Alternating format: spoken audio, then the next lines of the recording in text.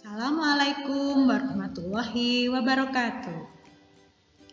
Halo Sobat Bangsa Serba, selamat pagi. Berjumpa kembali dengan saya Ibu Murtisari di mata pelajaran seni budaya khususnya kelas 9. Anak-anakku semuanya di rumah, hari ini kita belajar tentang apa?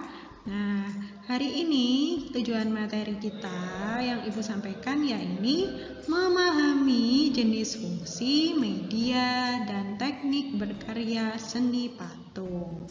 Sebelum kita memulai materi pelajaran hari ini, mari kita bersama-sama berdoa terlebih dahulu. Mari kita bersama-sama membaca dengan bacaan Bismillahirrahmanirrahim.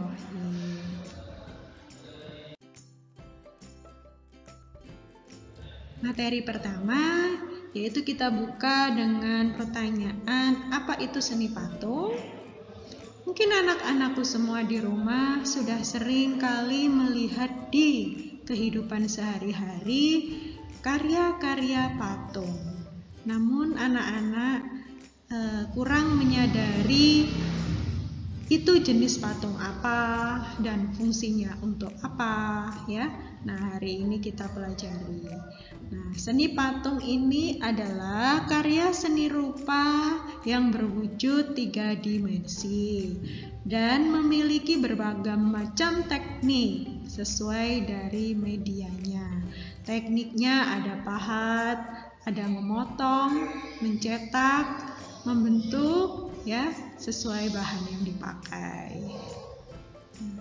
Dan material atau media yang digunakan untuk seni patung di sini banyak sekali ya ragamnya, mulai dari tanah liat, gip, semen, batu-batuan, kayu ya. Mungkin ada juga menggunakan clay ya, bubur kertas, sabun dan lain sebagainya. Yang kedua, sekarang kita memahami macam-macam bentuk patungnya. Nah, mungkin sering kita jumpai ya seni patung itu yang ada di museum ya, karena banyak sekali di sana. Atau patung-patung yang ada di tengah kota. Nah, atau bisa juga patung-patung yang terdapat pada seni-seni kerajinan yang menghiasi dekorasi rumah kita. Nah, apa itu semua termasuk jenis patung atau bentuk-bentuk patung? Nah, jadi seni patung itu memiliki bentuk yang bermacam-macam. Nah, di sini dibedakan menjadi 2 berdasarkan jenis bentuk yang bisa dilihat. Nah, ada patung yang bisa dilihat dengan jelas bentuknya dan ada juga bentuk-bentuk patung yang kurang bisa dilihat bentuknya. Nah, jenis patung yang mudah sekali dilihat bentuknya ya, ini disebut dengan patung realis atau figuratif. Contohnya bentuk-bentuknya yaitu bentuk manusia, bentuk hewan, bentuk tumbuhan atau benda-benda sekitar. Nah, kalau patung yang bentuknya kurang jelas dilihat, ini termasuk jenis patung imajinatif atau non-figuratif. Nah, ini lebih banyak kita jumpai dengan jenis-jenis bentuk abstrak atau tidak bisa dilihat wujud atau bentuk aslinya.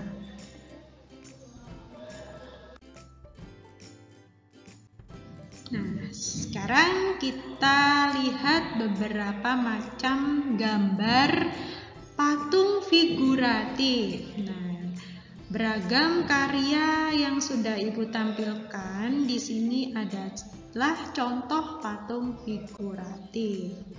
Nah, Disinilah bisa kalian lihat, kalian amati ya, mulai dari bentuk manusia ya, kemudian bentuk hewan, tumbuhan, kemudian bunga dan patung Garuda. Inilah contoh-contoh patung figuratif yang sering digunakan untuk mengindahkan lingkungan sekitar atau memiliki juga fungsi-fungsi tertentu selain untuk mengindahkan. Misalnya untuk mengenang jasa para pahlawan, ya, kemudian untuk mengenang sejarah kota. Nah, seperti itu, atau sebagai lambang sebuah simbol dari suatu komunitas. Nah, ini adalah contoh dari patung figuratif.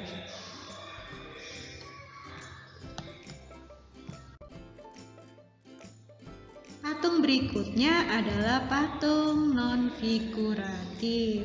Ini contohnya macam-macam patung non-figuratif yang bentuk dasarnya tidak terlihat jelas bentuk aslinya.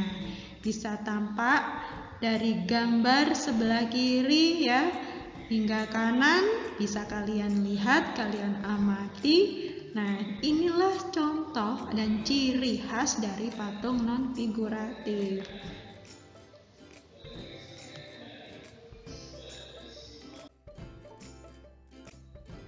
Materi berikutnya yang ketiga, ya ini kita harus mengetahui dan memahami beragam alat, bahan, dan teknik membuat patung. Seperti yang sudah kalian lihat tadi ya, ini berdasarkan alat dan bahan dan teknik, ini terbagi menjadi dua. Ini bahan lunak dan bahan keras.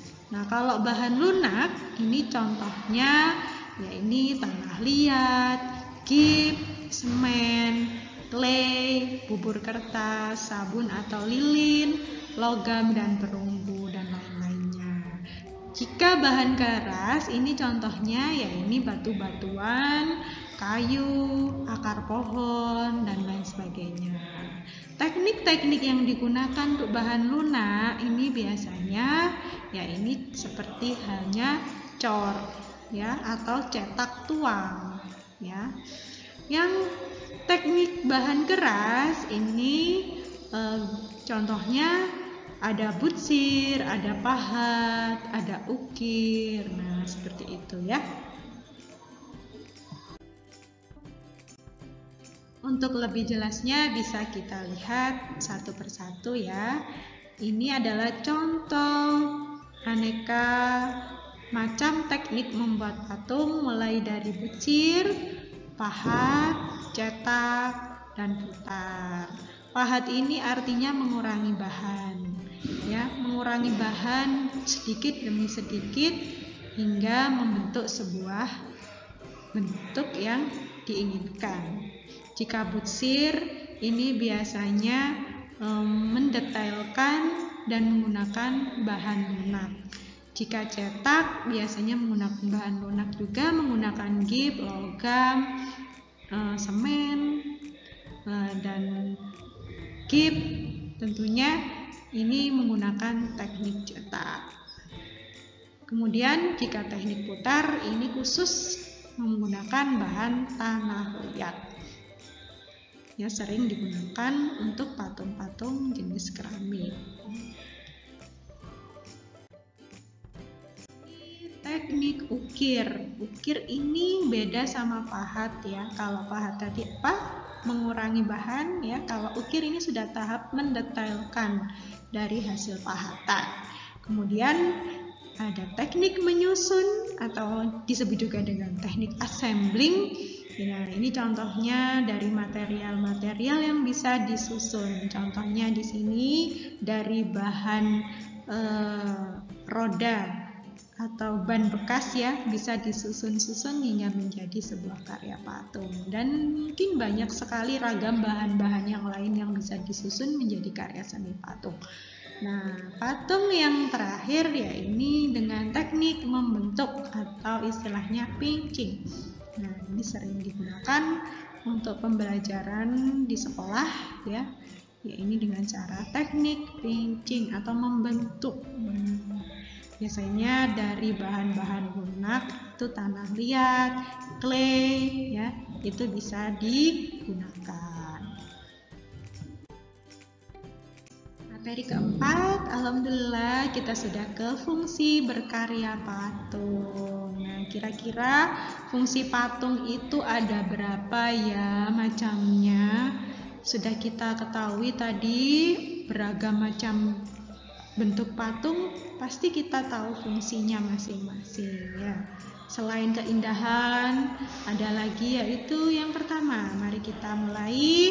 Jadi yang pertama ini adalah jenis patung yang sering digunakan untuk tujuan sarana-sarana beribadah.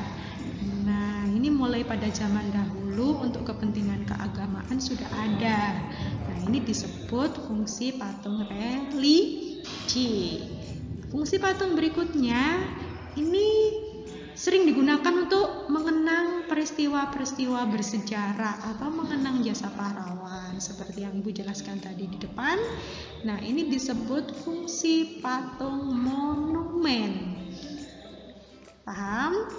Mari kita lanjutkan fungsi patung berikutnya, ya ini untuk konstruksi bangunan. Nah, untuk konstruksi bangunan, seni patung ini disebut sebagai patung arsitektur. Nah, kemudian kalau patung digunakan untuk memperindah lingkungan sekitar, taman dan rumah, ini disebut patung dekorasi. Nah, yang kelima, nah ini patung yang dinikmati keindahannya. Nah, ini adalah jenis fungsi patung seni namanya. Jadi untuk mengindahkan aja, dinikmati keindahannya.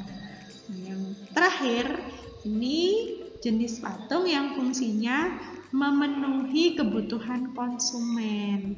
Nah, ini contohnya seperti kalau mau menikah, ini butuh souvenir patung atau souvenir boneka untuk digunakan sebagai kado, sebagai kenang-kenangan, atau mungkin juga gantungan kunci atau patung jenis untuk menghias ruangan. Nah, ini adalah jenis-jenis patung, yaitu disebut patung kerajinan.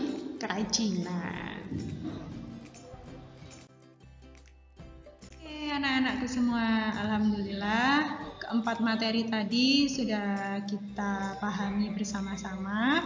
Mari kita berikan kesimpulan ya, bahwa materi kita yang pertama tadi apa? Yaitu pengertian seni patung, yaitu cabang karya seni rupa yang berwujud berapa dimensi? Yaitu 3 dimensi yang di dalamnya memiliki beragam macam bahan, media, dan teknik yang digunakan dan fungsi ya.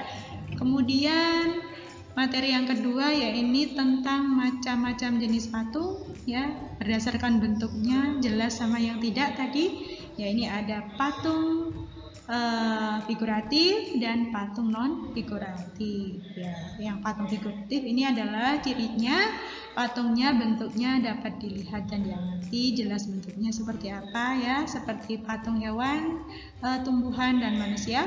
Jika patung yang non figuratif contohnya adalah jenis-jenis bentuk yang abstrak ya. Nah, kemudian materi yang ketiga tentang apa? Ya, ini alat, bahan, dan teknik.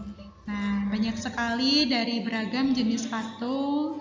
Jika bahannya ini, maka tekniknya ini ya. Terbagi menjadi 2, yaitu bahan lunak dan bahan keras. Bahan lunak seperti apa ya? Mulai dari gips, apalagi tanah liat, kemudian semen ya, kemudian logam, clay, dan lain sebagainya. Jika bahan keras, ya ini contohnya mulai dari akar pohon, kayu, dan bebatuan. Nah, ini tekniknya yang dari bahan lunak. Ini contohnya bisa dengan teknik cor ya, teknik cetak tuang ya, pakai cetakan-cetakan. Kemudian ada teknik yaitu butsir ya. Jangan dipahat kalau teknik lunak ya, atau bahan lunak, maaf. Kalau teknik menggunakan butsir ini sering digunakan dari bahan-bahan lunak. Kalau teknik pahat biasanya digunakan dari bahan-bahan keras, contohnya dari kayu, ya, dari batu, seperti itu. Materi yang terakhir ya ini tentang fungsi seni patung. Fungsi seni patung ada berapa tadi?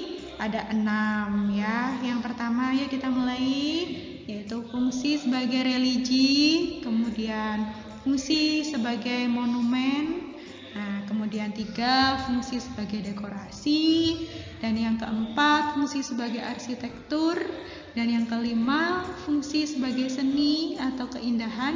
Kemudian yang terakhir, yang keenam ini adalah fungsi sebagai kerajinan.